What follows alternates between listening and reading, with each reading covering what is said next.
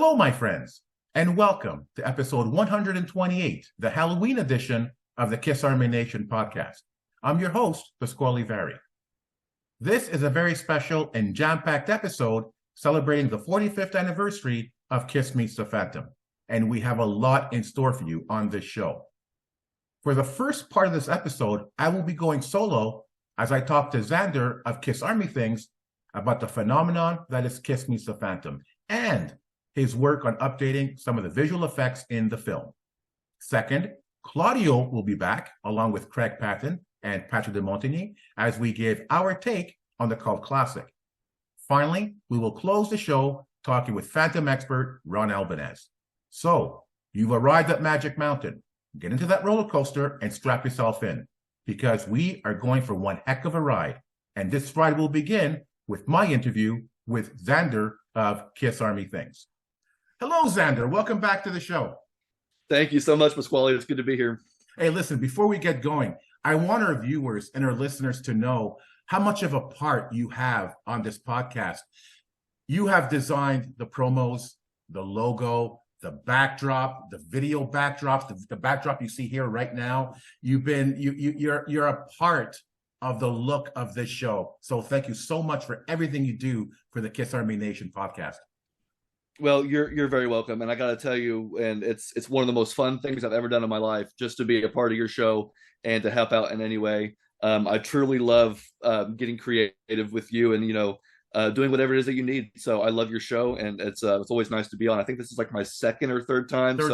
Anytime I'm on your, it's always great. So I really appreciate it. Fantastic, thank you so much again.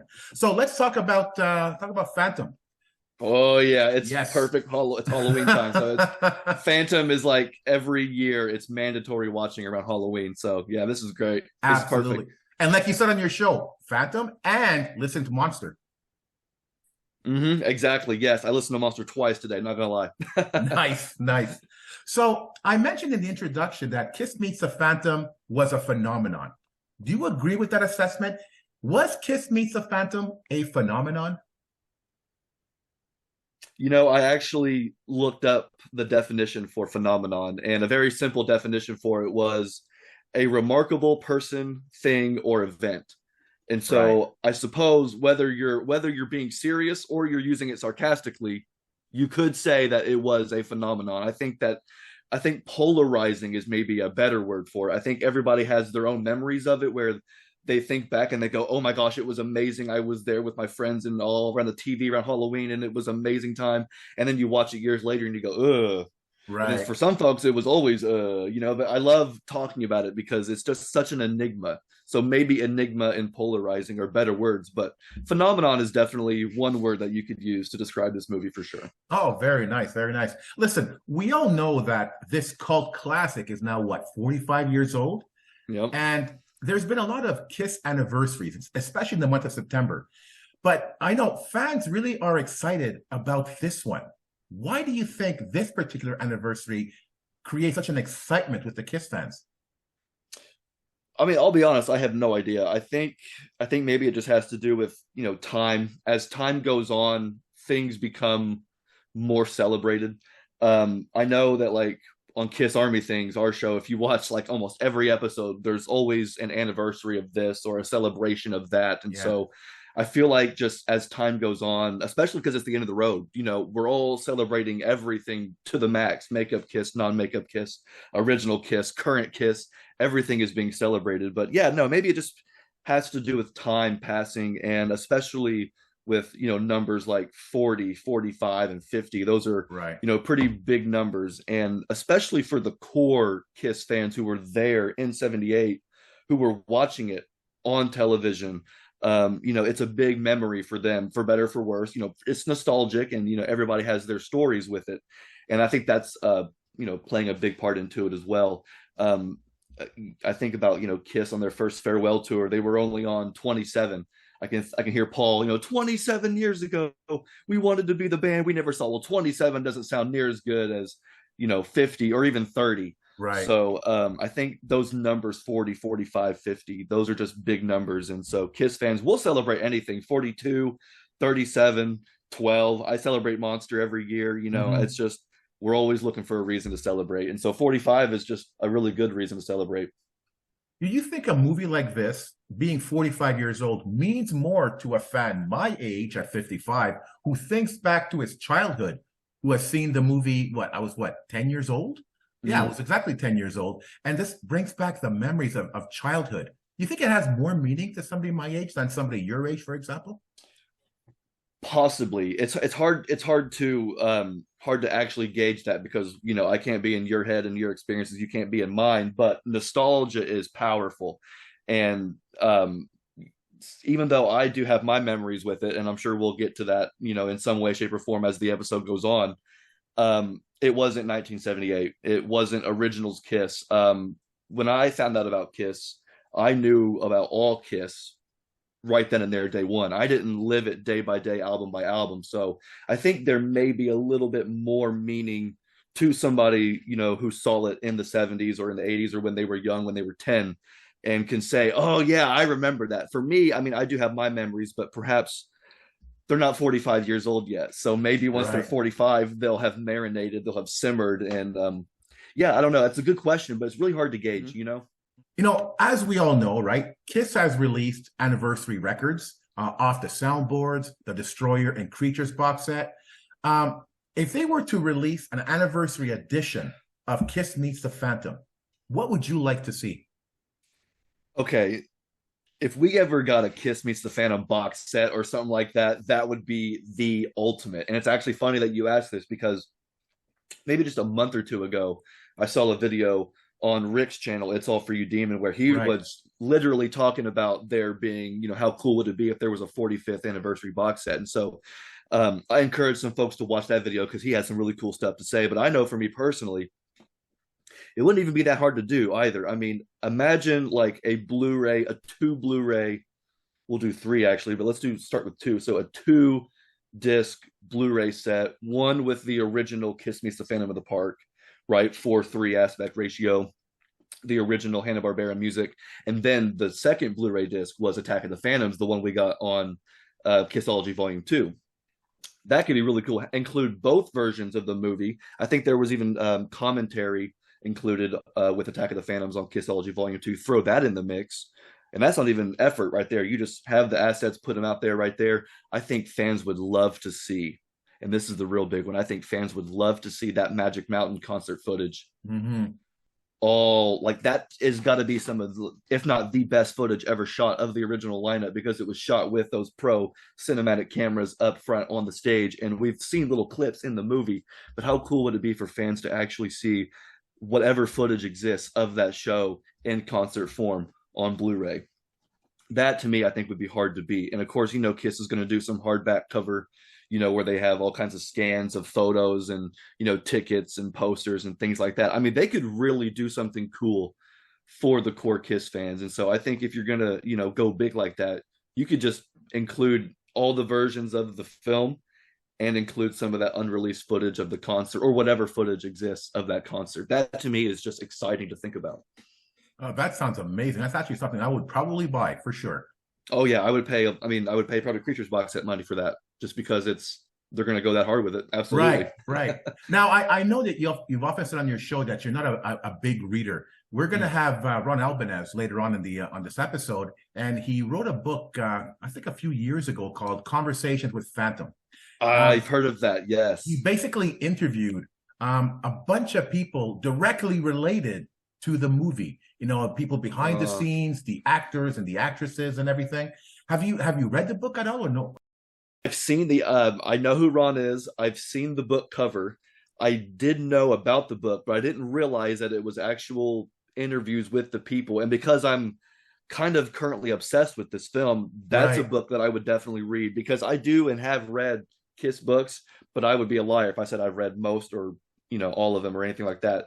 That sounds like one that I would love to read, because there was actually 2 books. There was that one, and then somebody else did a Kiss Meets the Phantom book. I forget who it was, but there was 2 that kind of came out within a couple years that I thought, those I need to get.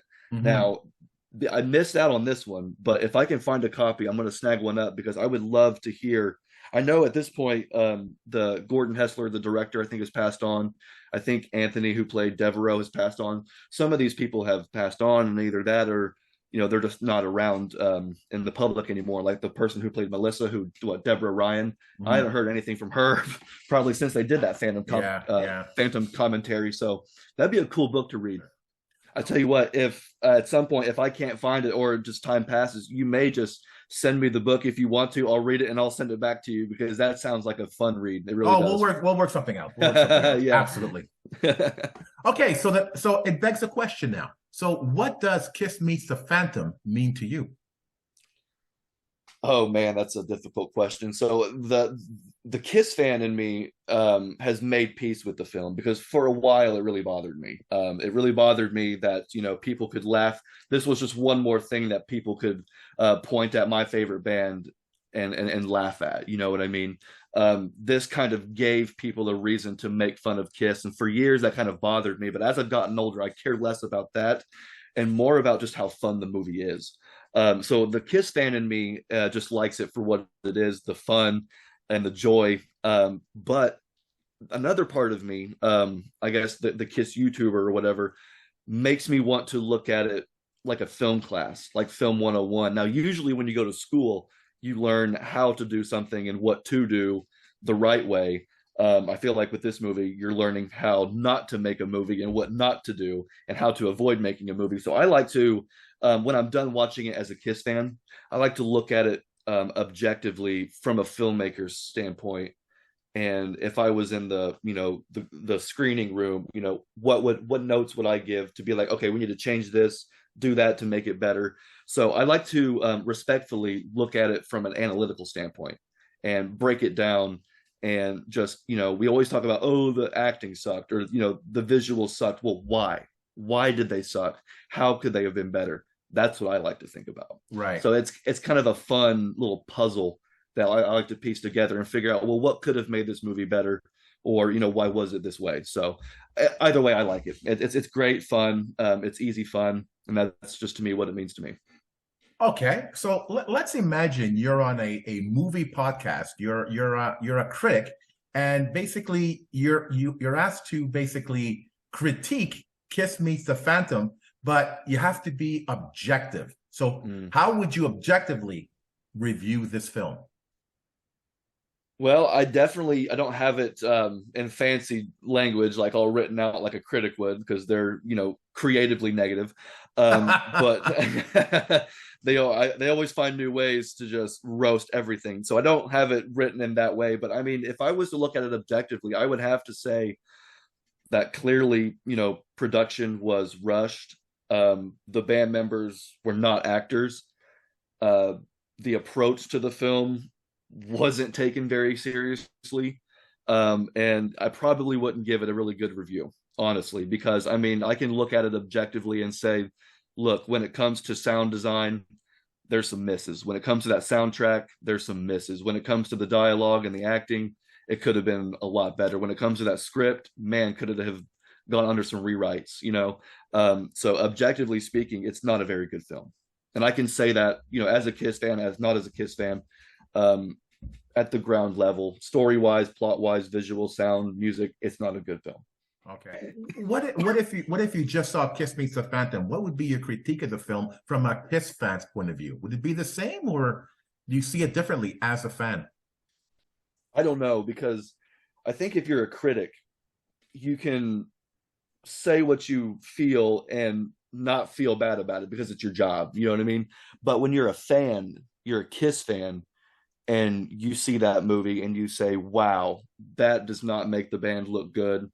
That does not make the band sound, funny or entertaining. I don't think it would probably be better as a Kiss fan. I think it would be really cool. There are some cool things that Kiss fans can get from that, especially younger Kiss fans. Like myself, it's a really cool glimpse at Kiss at the height of their powers. I mean, it was still Kiss in 77, 78. They still, they looked like that. That was Kiss at a Live 2 era.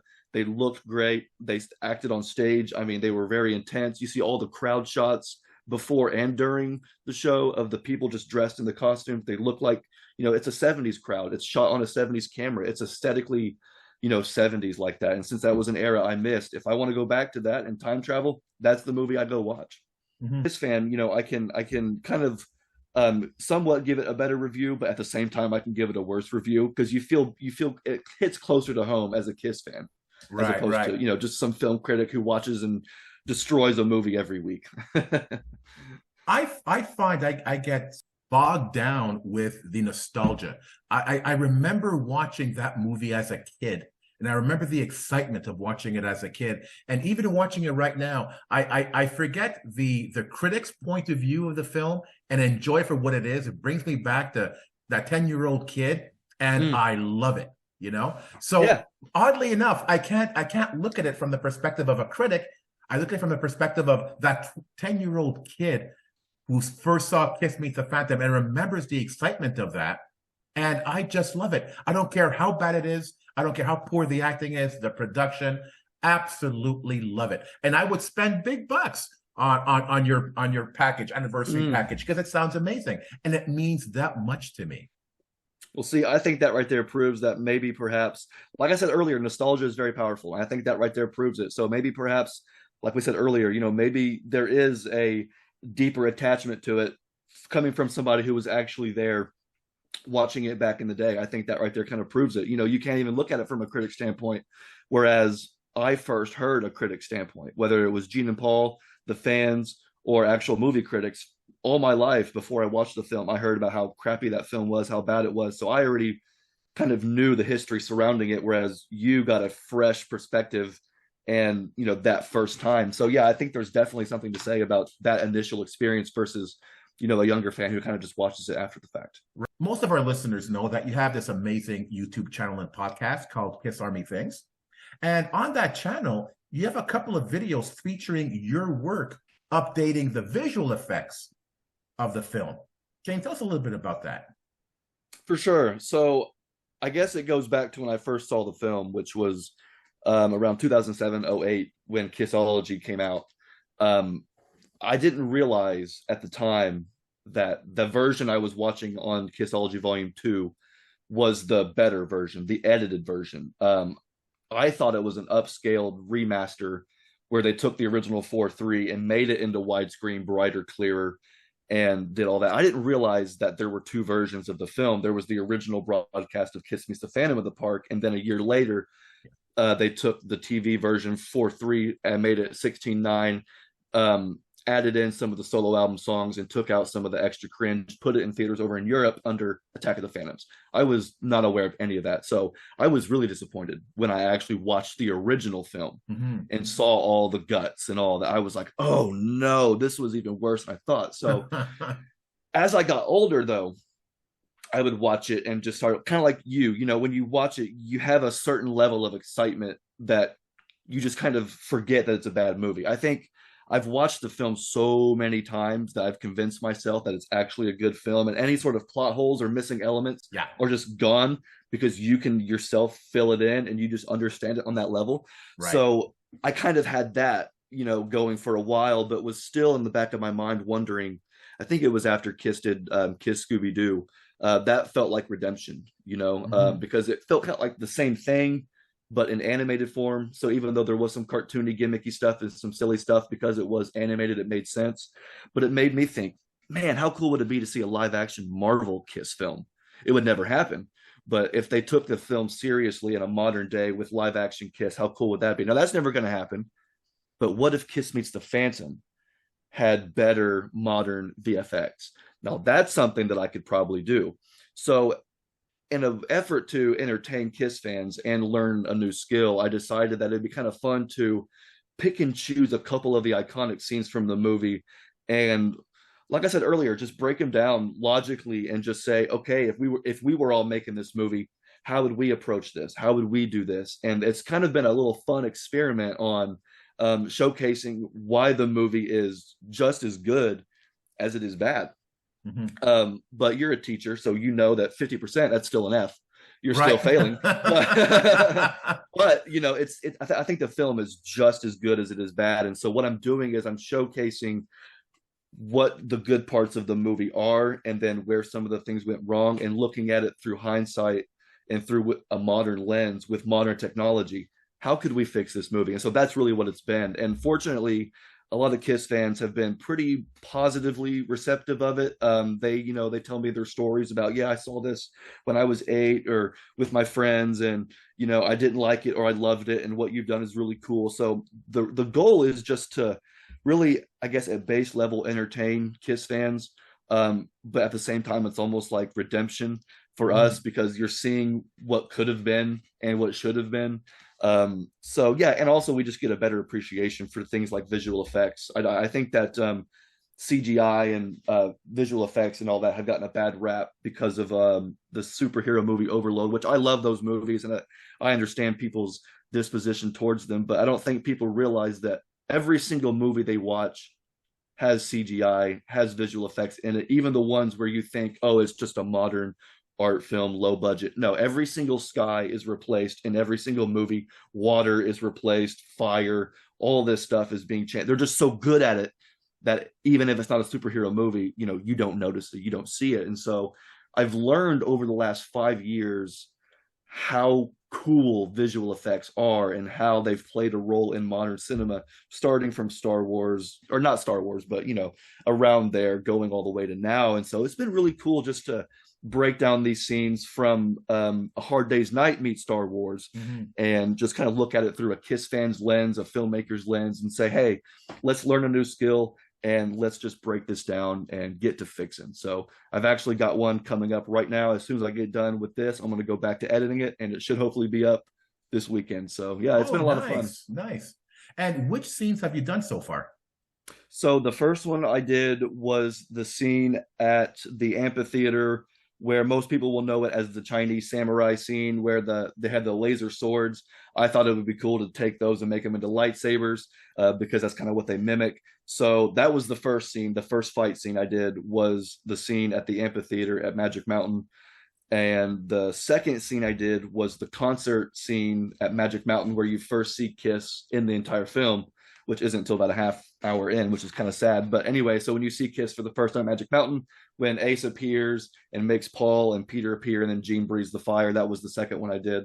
The last one I did was the scene where you see Devereaux's creation of Gene walk out, and he bursts through the cement wall, and he beats up the security guards and destroys the Coca-Cola stand. That was the last one I did. And the next one, well, you'll have to just see. I can't tell you that one. Right. Yeah. Awesome. Listen, but I can guarantee it's going to be a really good one. Oh, cool.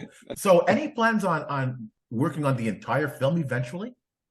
So it's a tricky thing, because my answer wants to be yes, because I actually have started this, like I've done other stuff. Just because I haven't put it on YouTube doesn't mean it's not done. I've worked on quite a bit of the movie, but there's a couple issues. Number one, just legality, legal reasons. There is no way I could just once I'm done, just upload my final edit to YouTube and say, hey, here you guys go. That's going to get, even the ones I do now will sometimes get copyrighted, and I can't monetize those because they're owned by, Warner Brothers or whoever. So I don't want to infringe on anybody's copyrights. I don't want to hurt my channel. So I don't think I'll be able to do it that way. But I would love to see it in some capacity, even if it just means, burning it on a disc and sending it up to Montreal, or, Nice. Whatever it is, so that somebody can see it. That would be really cool. The other issue, though, and this sounds kind of silly, but once I do a scene and then do another one, I've learned so much since that last one, that when I look at the last one, I'm like, now, see, I got to go back and read it. Yeah, I'm serious. If I were to go back and actually do a full movie, that first scene I did, it would need to be redone, because the lightsabers, I should do a different thing for lightsabers. It shouldn't be Star Wars. Let Star Wars be Star Wars. Create some new laser sword effect that makes it look just as good. I used some really powerful orchestral music just to heighten it up on a comedic level. I would never use that in the actual movie. It would need to be some Kiss song or a Kiss solo album song. So hopefully at some point it would be cool to have a final Xander edit or whatever. that way fans could see it. But I don't know if it'll be anytime soon or if it'll even be in most Kiss fans' lifetime. So we'll see. Fingers crossed.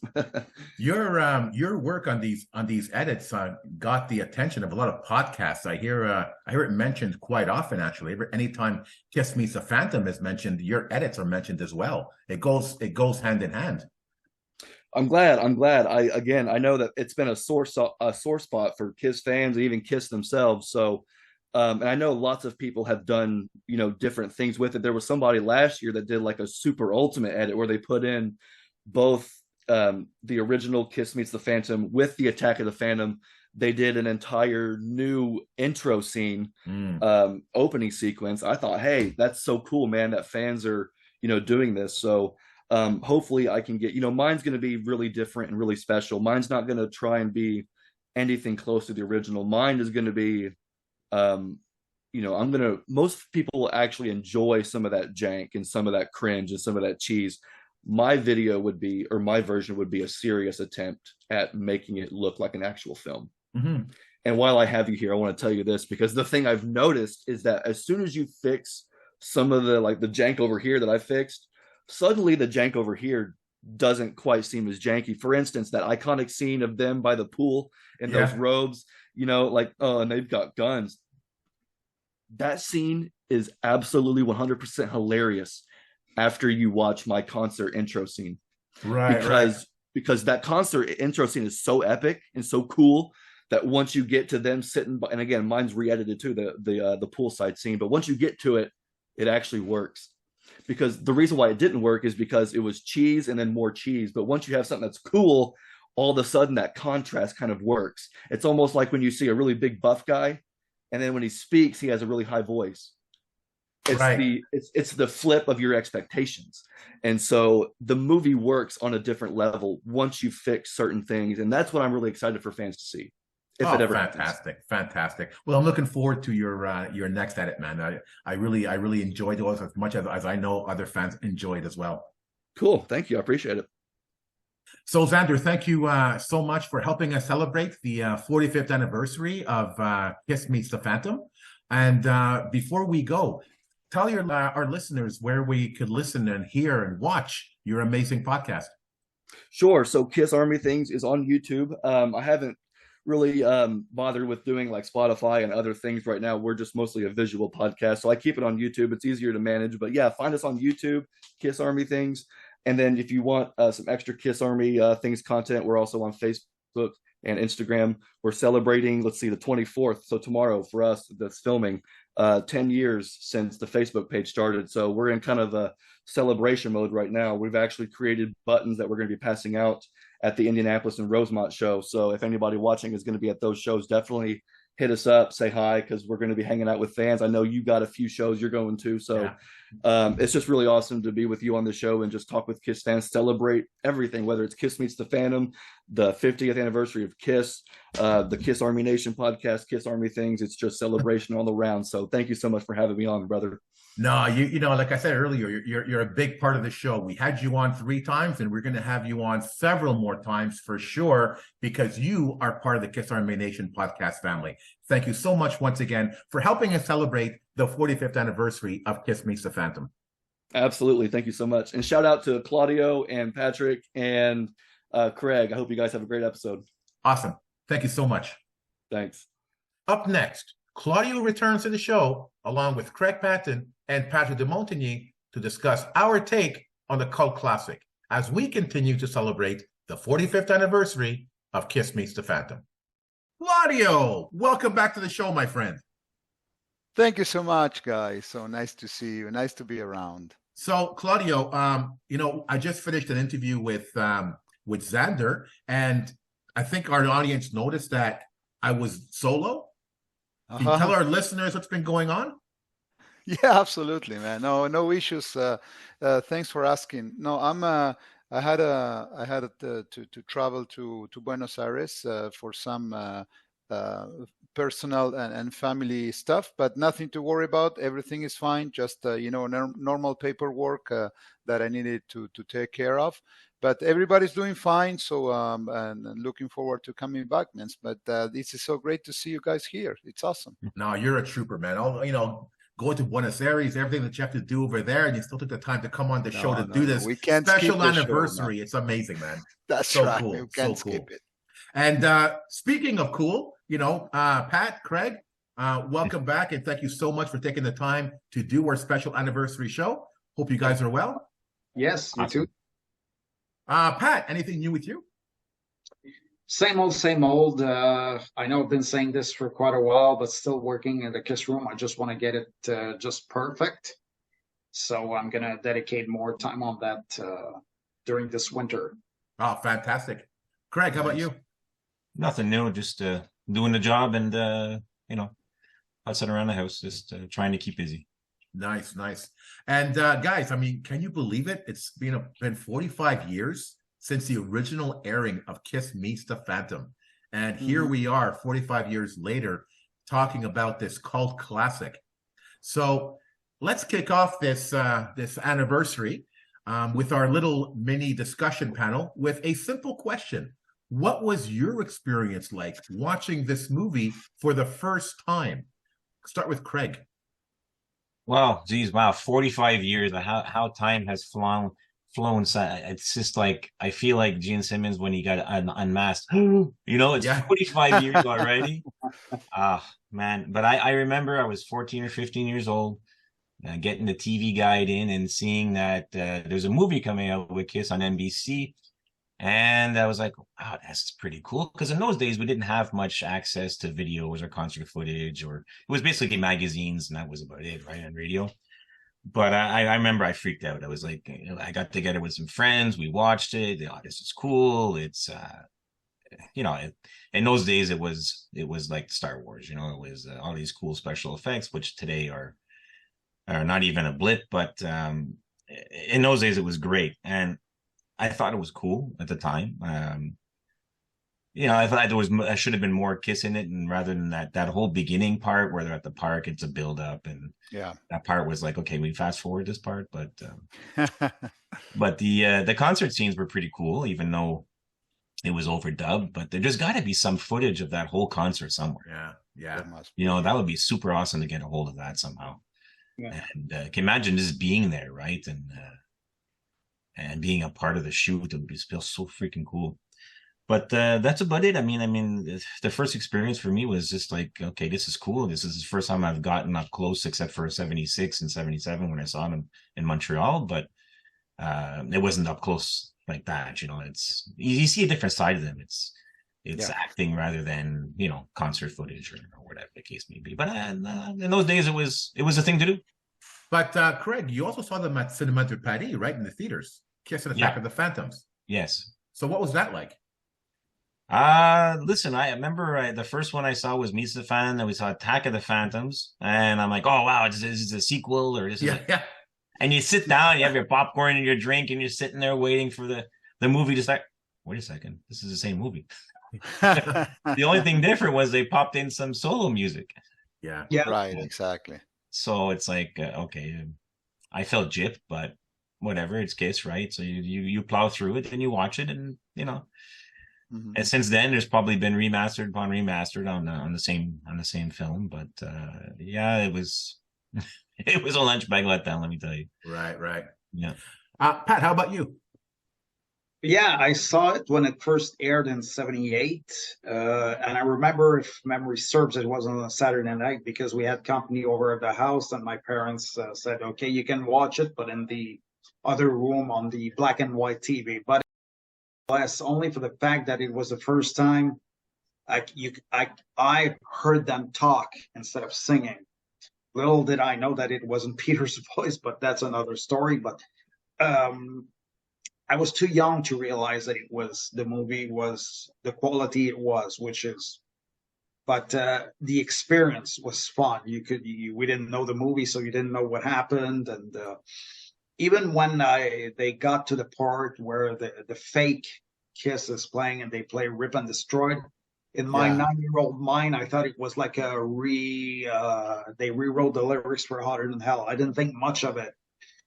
My English was not as good as it is now, so I understood bits and pieces overall. But great experience. It was Kiss live on TV. Wow. And I think it was the first time I saw some concert footage too.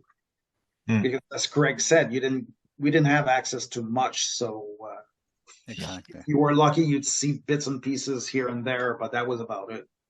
So, but it was a very cool experience. I was a brand new fan for about maybe a year or so.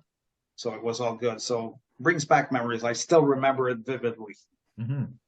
Did you see it in the theaters? No. Okay. I saw the ads and sometimes tried to get somebody in the family to take me, but it didn't work out. Okay. Claudio, how about you?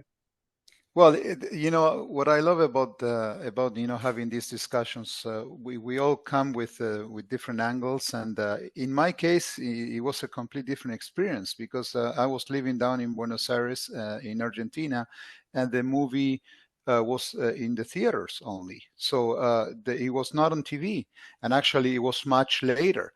So I remember jumping into Kiss with Dynasty back in '79, and there was a massive hysteria at that time, similar to what was happening in Australia in 1980.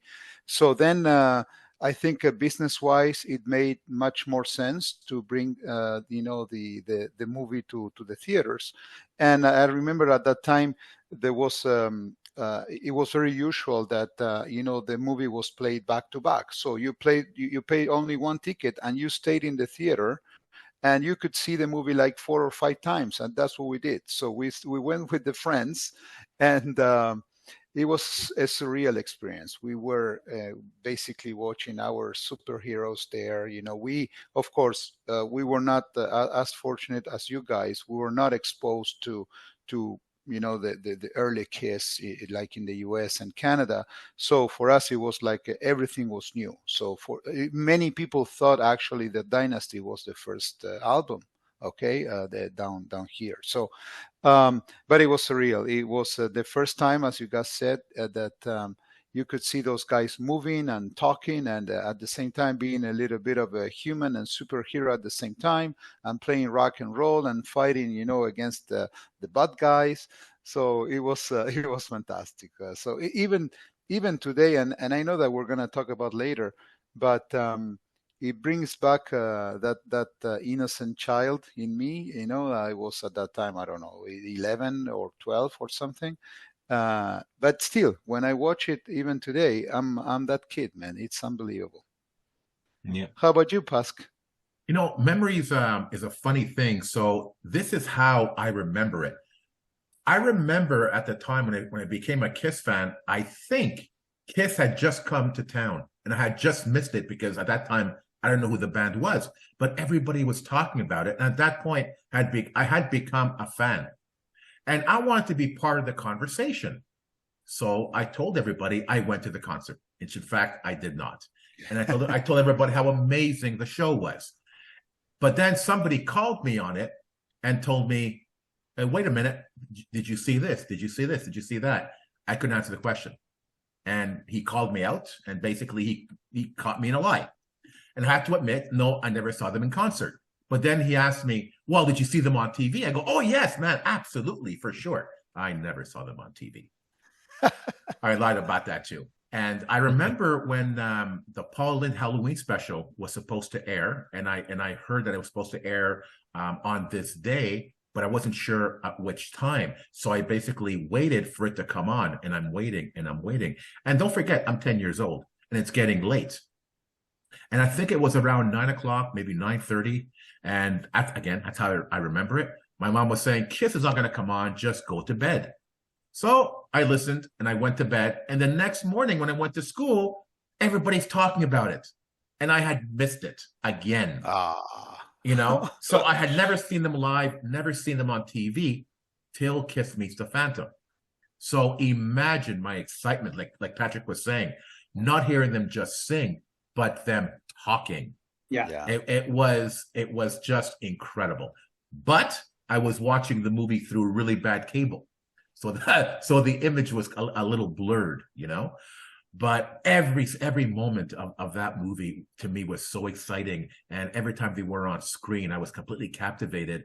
And for me, the opening titles of Kiss Meets the Phantom is my ultimate favorite. Just like the opening title of Detroit Rock City, it's iconic, and it brings me back to my childhood. And it's a cheesy movie. It's not very good. Would I show this movie to a non-Kiss fan? No. But you have to be a Kiss fan to understand what this movie means to us. Yeah, it's that's an interesting point. What you're saying, showing it to someone who's not a Kiss fan. Of course, it's as I said, cheesy and everything, but to me that's a huge part of history. So I don't know how many bands have a movie like that. Not many actually. So now, so you talked about when we were kids and all this excitement and fantasy and all of that. So let me ask you guys, so watching the movie 45 years later now, okay? So what is your assessment of the film from an adult's perspective? What would you say, Pat? To be honest with you, when they did the reunion tour, I got into it again, and I had the VHS movie. I tried to watch I only lasted an hour. I think, I don't like saying this, I think the movie is so cheesy and everything, and with everything, hard for me to enjoy it now. Although I like to watch the concert parts, that's fun, but otherwise, I don't know if it aged that well. So, okay. But it's a novelty, and like you said, it's part of history, so therefore, it has its place. It's special, but to say that I enjoy watching it, no, that would be a lie. Okay. Craig? Yeah, I agree with Pat. It's tough to forge through it. Like you say, you just fast forward to the concert scenes or some of the talking part. Lines are so cheesy, and they got guns and stuff like that. It's like, oh my God. Gene was an only child and stuff like that. It's just today's standard is like, now you understand it a little more. It's like they could have put something better than that in there. But like I said, even the special effects in those days were fantastic, but on today's standards, it's like, yeah, okay. And some other fans are going in there and re-enhancing the special effects, and it looks so much better. But it's kiddie based. It's it's a captivating for a younger crowd, and it hasn't aged well, but it's a cult classic, right? And exactly, it's Kiss. It's Kiss. What about you, Pask? Again, I said it 1,000 times. In the 80s, I checked out. I basically was, reintroduced to Kiss in the late 80s with Hot in the Shade, and I started to go back into the back catalog. And again, I went into watching Kiss Meets the Phantom, and it was freaking cringy, man. It's like, what? This is awful, And at the time, I was beginning to become the fan that I am today. It was a process, so I was a little bit more objective then than I would be right now. And I thought, no, I can't sit through this piece of garbage. I just completely hated it. So I watched it once, maybe twice. But I gotta say, I enjoyed Attack of the Phantoms, a version on the Kissology. Yeah. And I thought, okay, this is a better movie because they don't have that porno music, as I call it. It's more of the solo music in there, and I like the way it was re-edited. It felt like it was a bit more of a serious movie. It was taken a little bit more seriously in how they tried to put it together. And I seen that several times and enjoyed it. Now, as a fan who's like, I've become like a crazy diehard fan now. Now it's become nostalgic. Now I watch the movie and I don't care how bad it is. I don't care how cringy it is. I enjoy it for what it is. It's a piece of history, and it brings me back to my childhood. And that's what the band has been to me now. It's basically going back to my childhood and reminiscing. And these guys, looking back and looking forward to the end of the road, it makes us reflect. These guys have been with us for the majority of our lives. Yeah. And to think that it's going to be almost over, you know, something like this movie makes us realize we saw this movie 45 years ago. Yeah, that's Crazy. insane. That's a lifetime almost. That's a lifetime. And they're still around, and we're still fans, more fanatic than ever, you know? And it really goes to show how short life is, to appreciate every moment that we have on this planet. And whether it be a passion for a Kiss or a passion for anything, enjoy life to the fullest, because it's short. And that's what this movie makes me think of. It's interesting you mentioned that, and I forgot to mention that in the first question. But me too. When I watched for the first time the version that it was on the theaters in Latin America, was the European version. So the one with the solo, soundtrack, and then to me that was the movie. I didn't even know that there was another version of the movie till later, when you get into being a fan and blah blah blah. But if you ask me, even today, I pretty much prefer to watch the one on Kissology, which is the one that I watched when I was 11 years old. And well, I guess you said it all. So yeah, it's a bit it's really bad, but it connects that little kid there, innocent and fantasy, and it makes me smile, man. So I don't know. So if I want to have a good time, I just put it in. Maybe I won't watch it completely, A to Z, but I don't care. Maybe I just fast forward, as you guys said, for the concert scenes and all of that.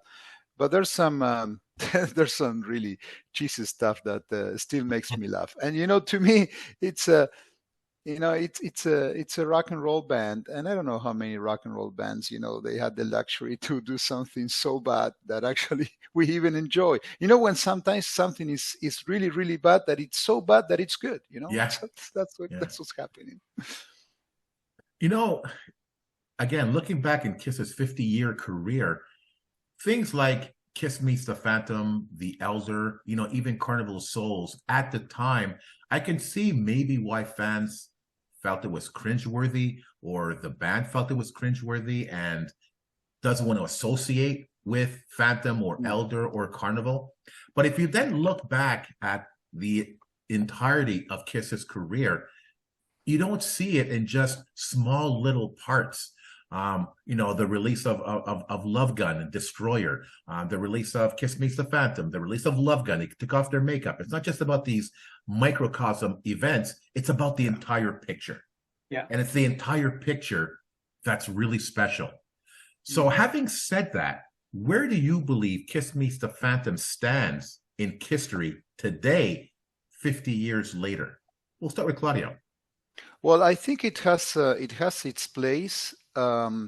Because in my case, it brings me back to that era, 77, 78, 79, which to me was prime Kiss. Okay. So maybe if they had come up with this movie maybe later, it couldn't have had the same effect on me. But, when you say Kiss, or when I see, a picture of the movie or those costumes there, the Love Gun stuff, it has its place. To me, it belongs. It goes hand in hand with Love Gun. It goes hand in hand with the solo albums because of the soundtrack, maybe.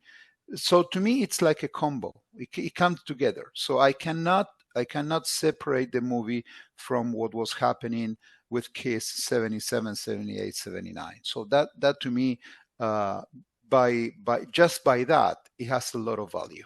Mm-hmm. Okay, Craig.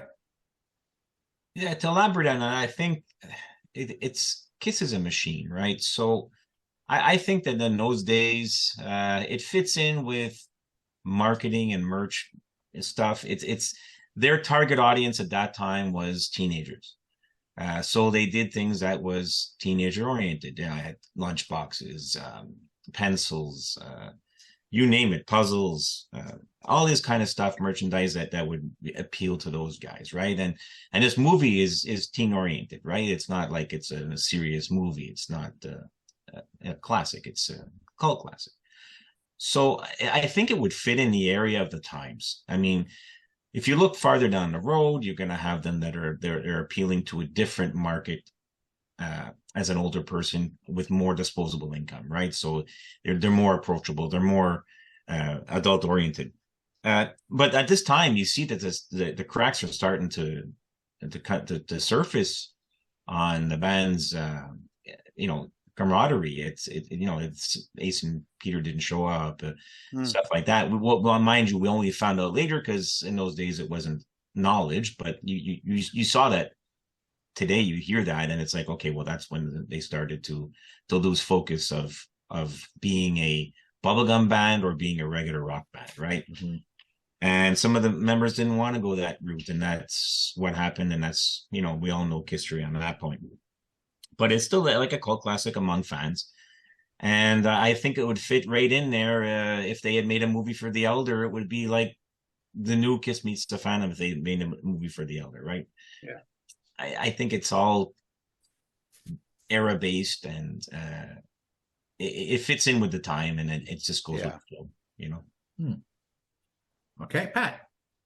Yeah, I think everything's been pretty much said. I think it's Kiss at its peak, whether it was commercially or popularity and everything like that. So Kiss Meets the Phantom, whether we like it or not, is part of that.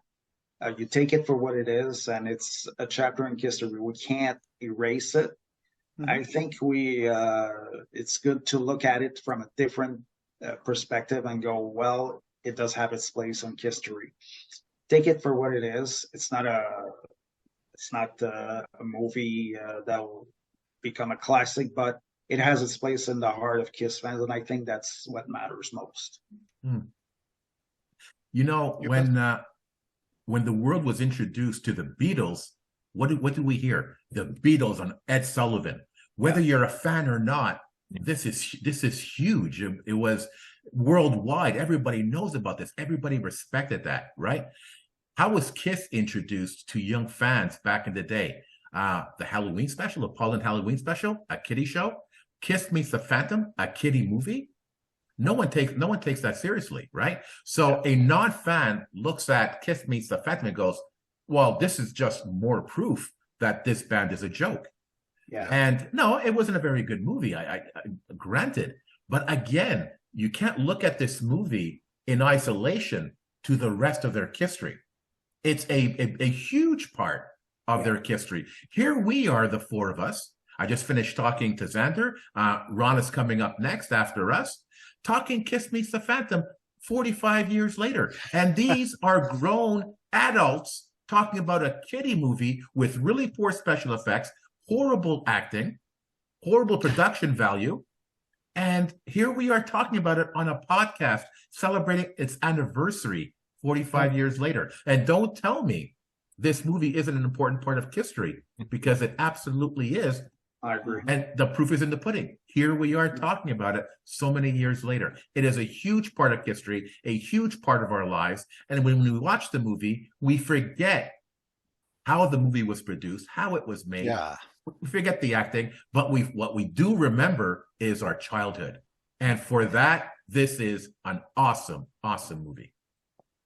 Beautiful said. Awesome. Look, this as usual, guys. This has been an immense pleasure, to discuss and have your views on Kiss Meets the Phantom. And actually, it's not like most likely what happens with The Elder, where you have people who really don't like it and people who love it. I think that with time, every Kiss fan, maybe might not love the movie, but appreciate it more, because as the band, is hanging its boots.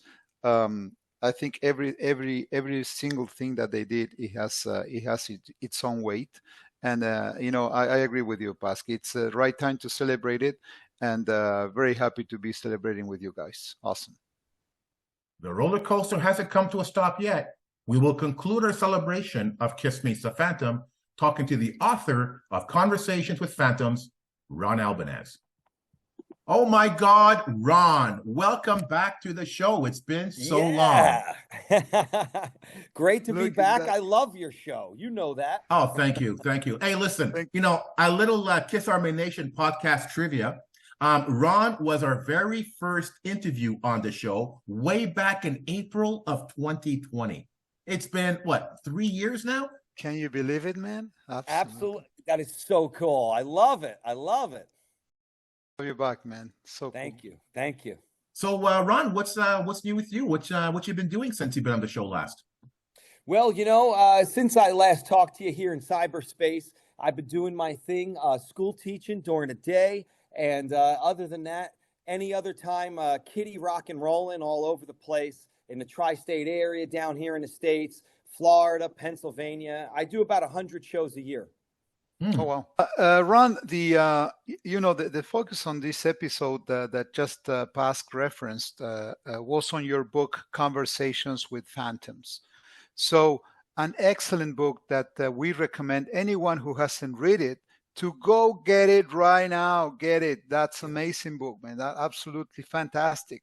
So let me ask you something. What has been the fans' reception of the book since its release? It was really cool. I think I was overwhelmed by the positive response. At first, this is going back to 2020. And this book was originally touted in the early 2000s. As such, I think people, a small group of fans were looking for a photo book, if you will. Yeah. But as I did not complete this project in the early 2000s, my personal feeling is that photo books are awesome. I have a million photo books. Here's the Hawaiian shirt book here. I have all kinds of stuff. But I really wanted to present these interviews just straight up. I had a lot of, material there, and I felt that photos would actually detract in the wake of social media and things where we can look up hundreds, if not almost thousands at this point, pictures from the set of Kiss Meets and things like that. So I really had the response is almost like yours, Claudio. When people get into the nuts and bolts of it, as we Kiss fans do, they really appreciate the book for exactly what it is. Mm-hmm. And do you have any ideas, any plans to release a second book on Kiss Meets the Phantom? It's funny. I had absolutely, the book, I have a good wide variety, I feel, of people connected to Phantom in front of the camera and behind it in the first book. But I wanted Melissa. Mm-hmm. I wanted Melissa. And we did contact, as a matter of fact, as I think I may have mentioned last time, I did hook her up with the commentary for the DVD of Attack through VH1. And I would have liked to have gotten an interview with her. And secondly, of course, Anthony Zerbe. Mm-hmm. I would love to. Those two would be great. Actually, let me add a third there. Ace and or Peter would be great. Ace and or Peter. I'm not too far from both of them geographically. I'm right between them, actually. And let's meet for coffee, Ace. Can you imagine? Well, as you know, I've been lucky enough to work with Ace on a variety of projects through the years. Most recently, I directed him in a Target online commercial. And every time I see Ace, he's just cooler and cooler, by the way. He is just an awesome guy. And I would love to almost do a short Q&A with them. If I had those three elements, I think I would do a Conversations with two, for sure. And then I've been brainstorming. I was like, well, this Conversations with thing could be a lot of different things. I would like to do, and I've never told anybody this in public, I would like to do Conversations with Runaways. Oh, yes. Nice. Oh, that's a great idea, man. I would love to. Runaway, of course, we Kiss fans love it. Secondly, it's a Michael Crichton project. And thirdly, it has survived to be something of a cult classic. I would love to interview people connected to that film and put that together. I think that would be awesome. When Runaway first came out on DVD, I gave a copy of it to Gene for his birthday. Mm. Oh. And You should have saw the expression on his face when he opened it up, because, I wrapped it and everything. And he opened it up and he went, "Oh, God," like this. It's a priceless moment. There's a photo somewhere, but that was a great moment. Yeah. So the short answer, Claudio, is yes. If time allows, I would like to possibly do something. Nice. Well, looking forward to it. Beautiful. No, I would encourage our listeners and our viewers to go back and to watch our early interview with Ron, because Ron is a pop culture expert. This guy knows it all. And every time we have conversations, Ron, you and I, you throw in these references, and it's a little game that we play. Do I catch the references or not? And sometimes, man, there's some doozies in there. It's like, what? Huh? It's funny. As I was getting ready to sign on with you guys, I said, let me grab a few things. And I do have, what I love? I love the old promotional black and white photos that networks used to send out and stuff. So I have one of Jack Lord, of course, from the original Hawaii Five-0 here. Wow. And they would have the captions here attached to the image. Oh, okay. I do have a Gene one, actually, from Phantom. Which was issued that time. It has the release date, air date of the movie and stuff. And I love stuff like this. And it has the caption on the back, the view date, and all that. In case you're wondering about, and you have a time machine, Claudio, and you'd like to know the operating schedule of Magic Mountain in 1978, I have it here for you.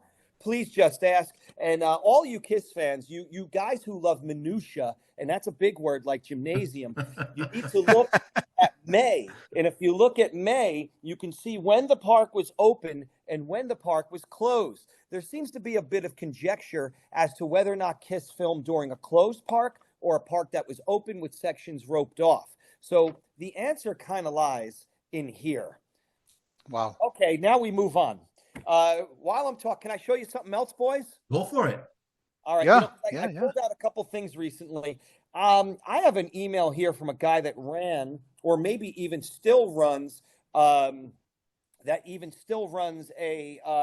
Filmation website.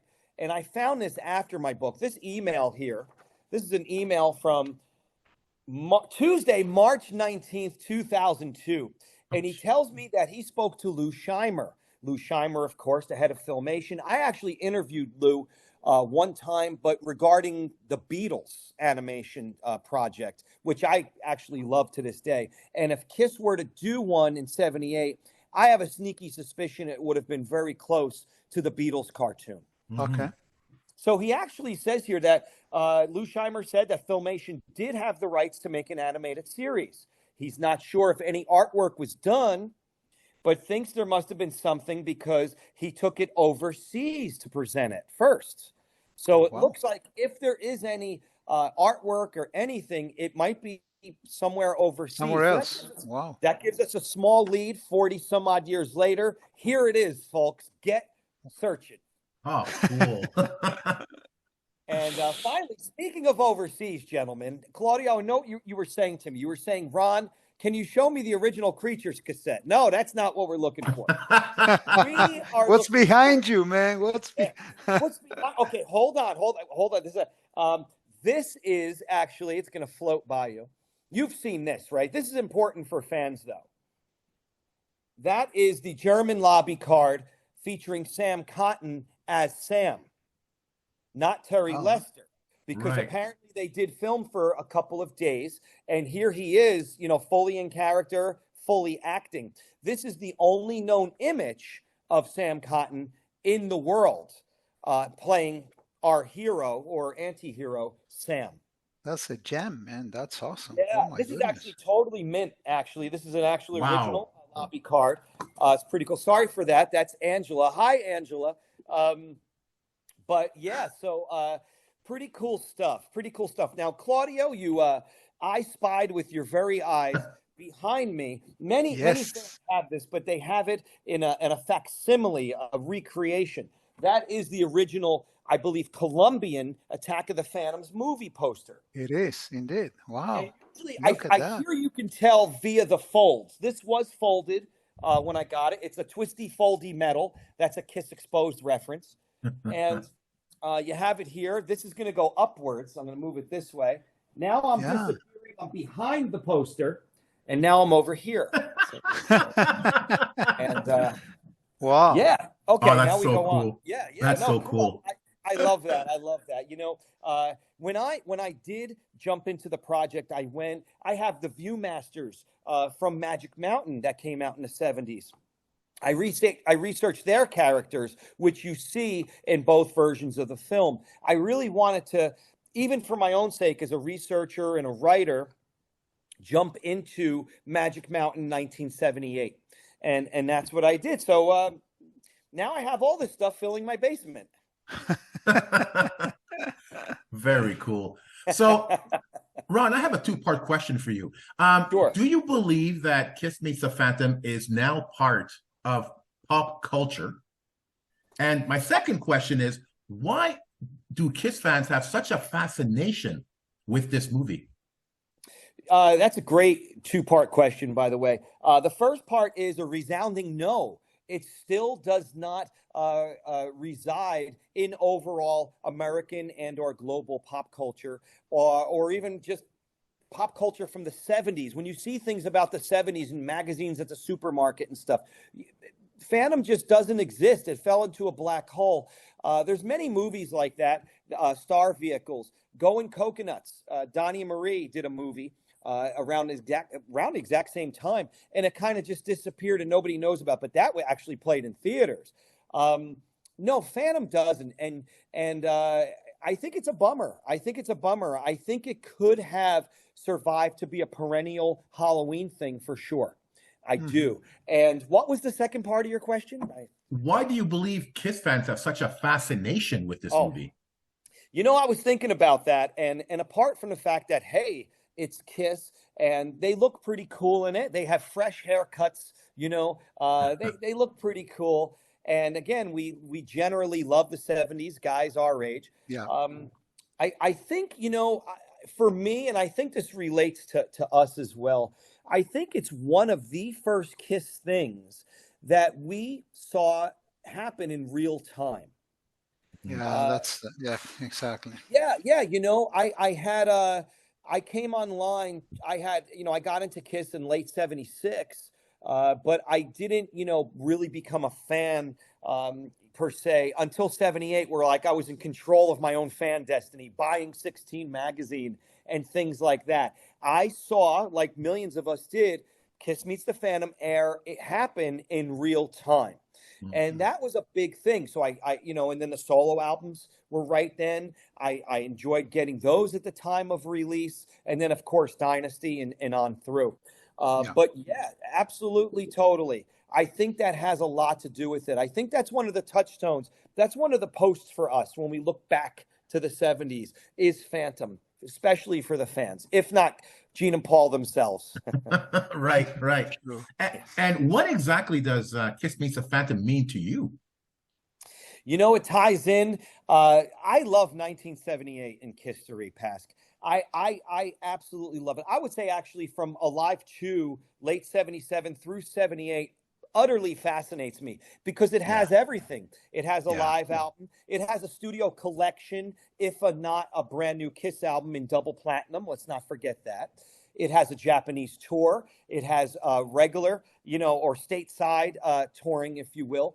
And of course, it has Phantom, the solo albums. It's just such a magical time. So I think Phantom is one of those Kiss places I can go and still enjoy that magic that got me going as a kid. It's funny you mentioned that because we were talking through the episode of the fascination and why exactly the question that Pask just asked you, and basically we all go to the same thing. If you were to ask me, when you say Kiss, to me the Kiss image, it's 78. I don't know what it is, man. If it's the costumes, how they looked, or maybe Live 2, but the photo sessions, the Mylar photo sessions, the Cubes, photo session. That's amazing. Yes. That's incredible. Absolutely iconic, excellent marketing. When you look at the packaging from Alive 2 through Double Platinum through the solo albums, look what you were getting. Yeah, It was yeah, an immersive experience for the time. It was absolutely. absolutely amazing. I love the Mylar posters, by the way. Mhm. Somebody sell me a double platinum promo poster at a nice rate, please. I want those. I love those. Yeah, originals too. How about that? The originals Mhm. too. Yeah, It's another great thing. So true, that is such a killer run. Of true. course, we all have our favorite eras and albums. And just this morning, I was blasting "Rock and Roll Over." You know that's always Hmm. stuck with me. So yeah, it really is. A lot of us, again, are not to date ourselves, but we're in our early to mid 50s, and if you do the math, it kind of Yeah, lines up where we that's were right, saying, exactly. we were Yeah, saying, yeah, we were saying. Well, I thought you were 29, Claudio. yeah. Thank you, man. I like you more and more every day. Listen, just keep drinking a lot of water. That's what I do. That's right. So yeah, man, I think that's when we were spending our allowance for the first time, Yeah, buying a Kiss something. Oh, the Mego dolls. I mean, true. come on. Yeah, Look at the all the merch. stuff in Yeah, that year, yeah, the makeup kit and all that, the color yeah. forms. Insane. So it goes on, and I think that speaks to your point and the point I think I tried to make. Yeah. I think you made Look, it. we're interested to get your take on this next question. So, it's no brainer, man. You're deeply involved with Kiss Myths and everything that it means to Kiss fans. So, 45 years now. So, 45th anniversary of Kiss Yeah. Meets the Phantom. So, how are you celebrating this such an important milestone? I'm celebrating it right now with both of Woo! you. Here we go. There you go. Look at this guy. I really am. I really am. It's a pleasure to come on here and you guys are setting the table, for people like us that just love this flick. And I get to come on here and talk about something that is such a passion to me. So this is the best way to celebrate it, I think. Very Thank you, cool. man. This Thank is you. great. Thank Thank you you. so much.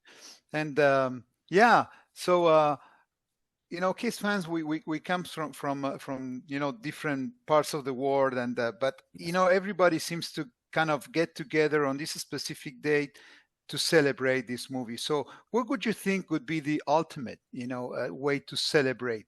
So, something live and everybody going or streaming or going at the same time. So, what would you think? Oh, I would love to do some live events where I do a live commentary. I did a prototype of that last February.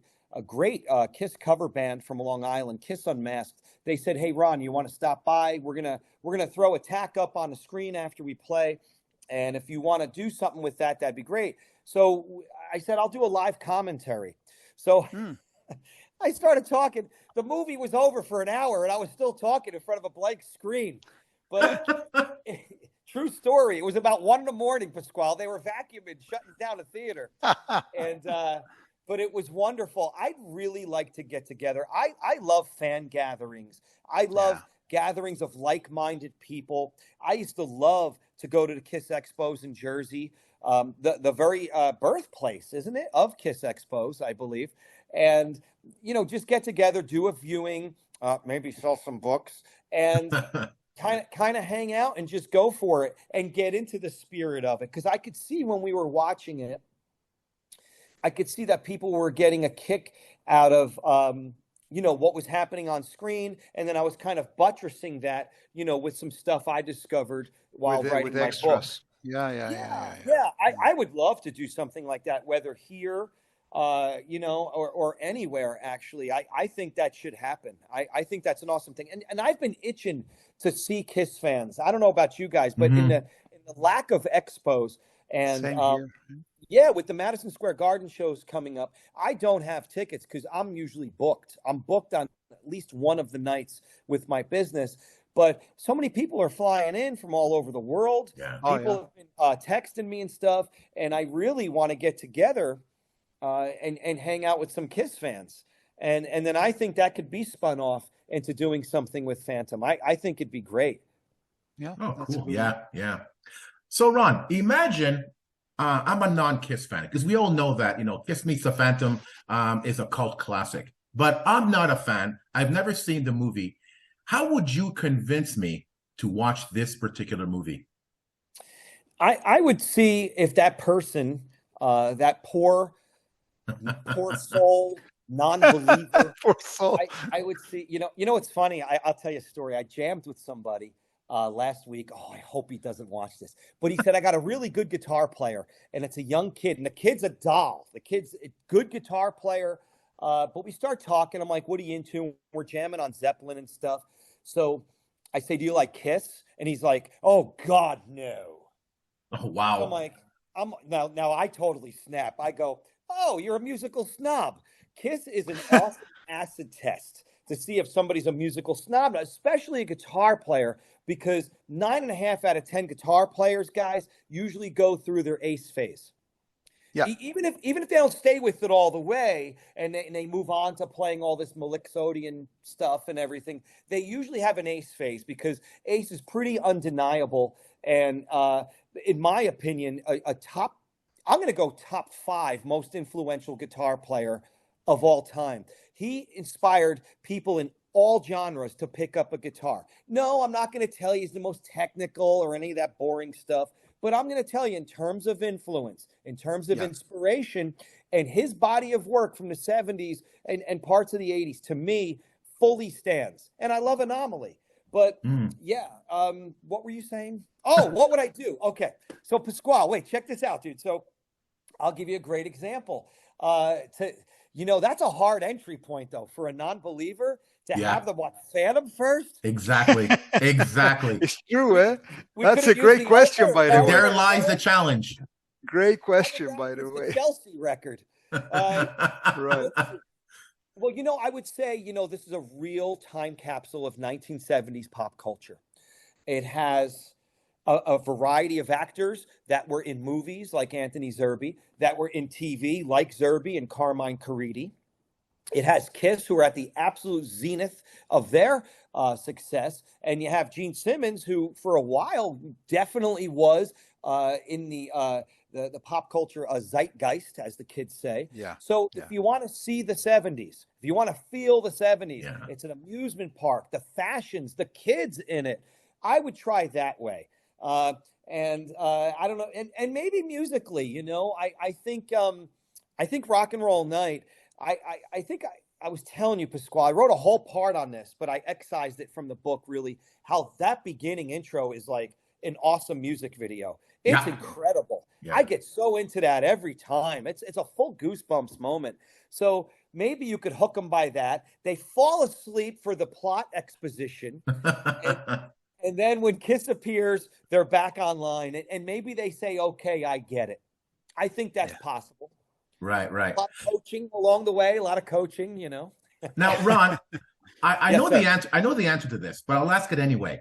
What do you prefer, Kiss Meets the Phantom or Attack of the Phantoms? Now, don't be so sure, my friend.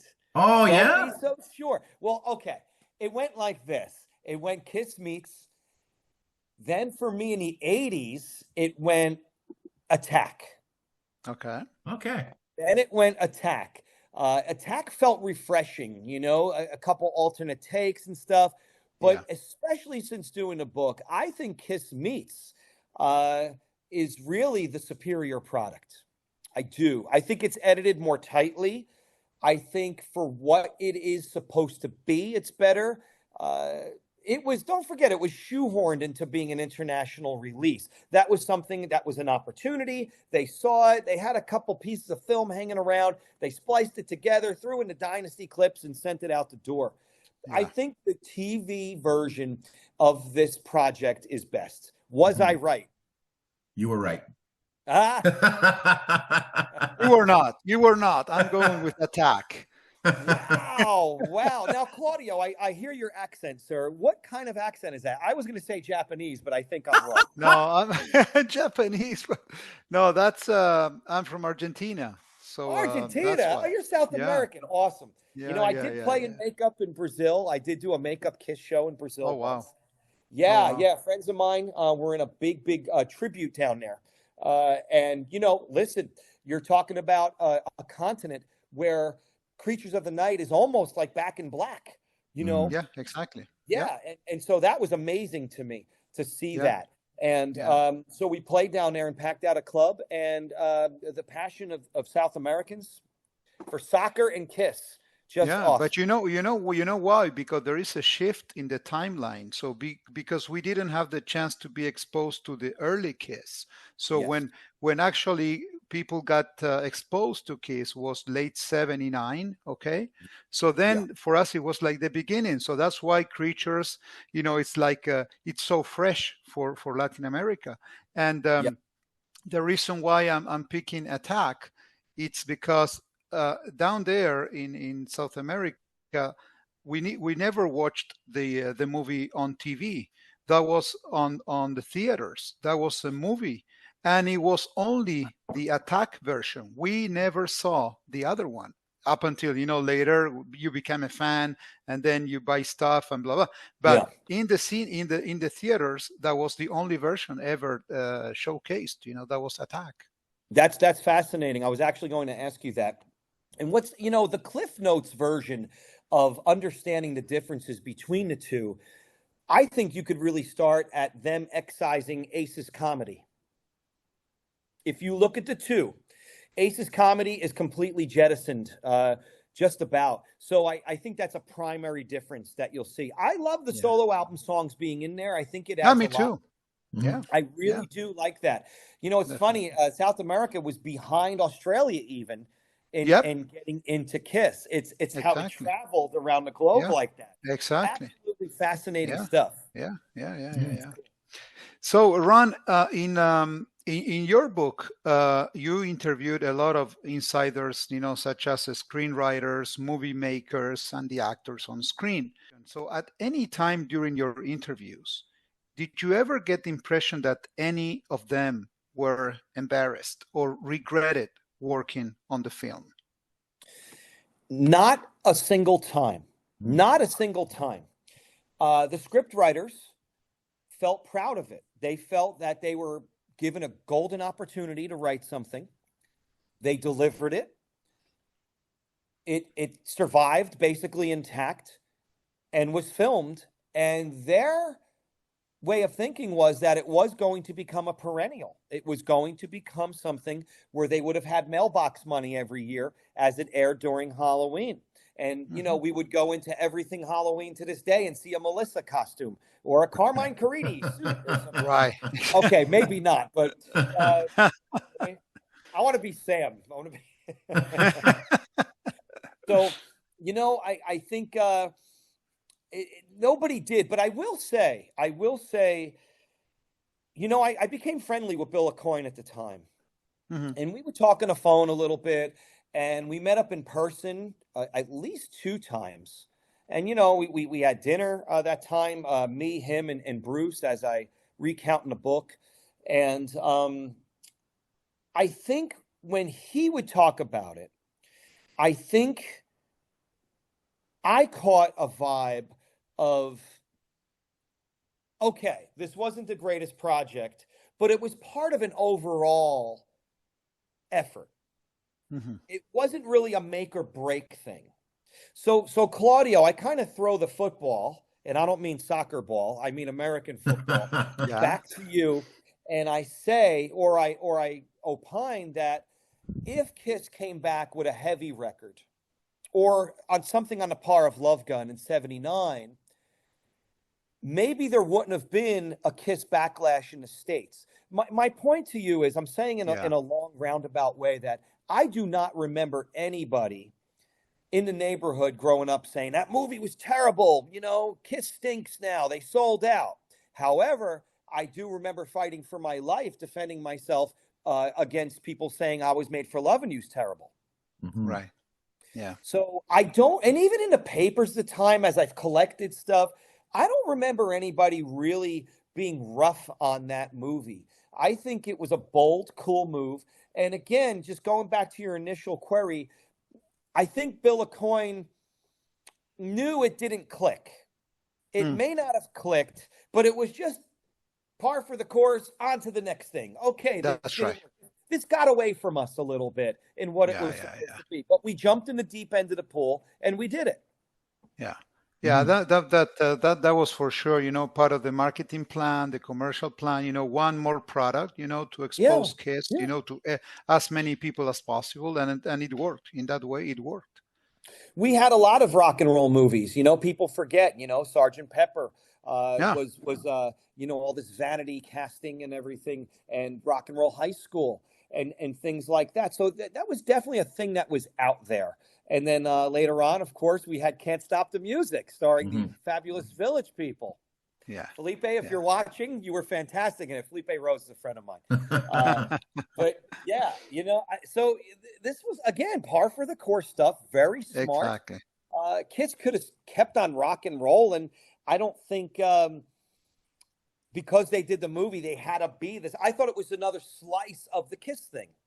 Right. And even Paul was saying that line in 79. We have little kids at our shows. He was saying it during Creatures. I was just watching an interview, wasted time on my phone the other day. He was saying that the audience is 8 years old all the way up to about 21 at that point. Yeah. And he was generally right. So you know what? Nobody really. Barry Levine ribbed me, as I was saying. Barry Levine, the famous photographer, of course, Cube Sessions. He would rib me. He's like, Jesus Christ, you're really doing this. He would break my horn when we would talk and stuff.